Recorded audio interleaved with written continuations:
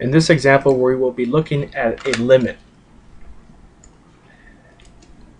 Find the limit, find the limit as x approaches 2 of x squared minus 4 all over x minus 2.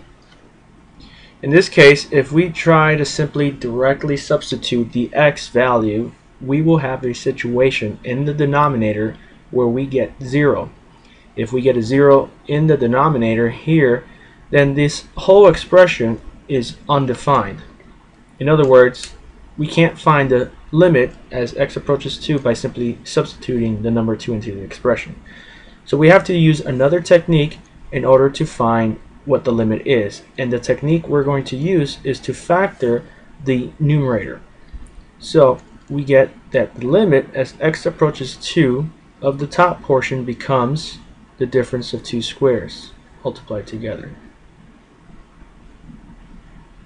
And on the bottom, x minus 2. In this case, we can tell easily that this expression here, or rather that term on the top, cancels out with the term on the bottom. So we get the limit as x approaches 2 of simply x plus 2.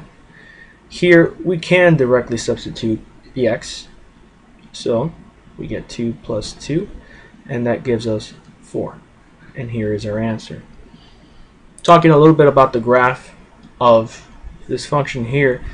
This function, if we were to look at f of x is equal to x squared minus 4 over x minus 2, we would see that this function there would actually act like a linear function,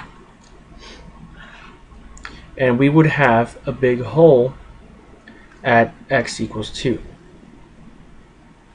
So when the x value becomes 2, there's actually a hole in the function, so we would not have a value there. So we could blotch that out like so. And that is the limit. So we can see that as the x values get closer and closer from the left side to the point 2, we see that our y values corresponding to that point here seem to get closer and closer to the number 4. But of course, the x cannot equal 2 for f of x, which is our function up here.